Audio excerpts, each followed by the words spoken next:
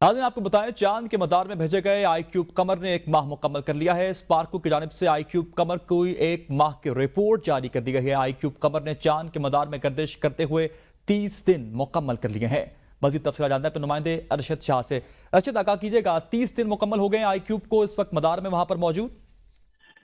जी जी बिल्कुल ऐसा ही है। चांद के मदार में हमारे जो भेजे गए आई क्यूब कमर है उसने एक माह मुकम्मल कर लिया है। स्पार्को की जानिब से इसकी जो एक माह की कारकर्दगी रिपोर्ट है वो भी जारी कर दी गई है, जिसमें बताया गया है कि जो आई क्यूब कमर है वो 30 दिन से ज्यादा हो चुके हैं उसको चांद के मदार में गर्दिशें करते हुए, और इस वक्त उन्होंने 11 तस्वीर जो हैं वो भी अरसाल की हैं।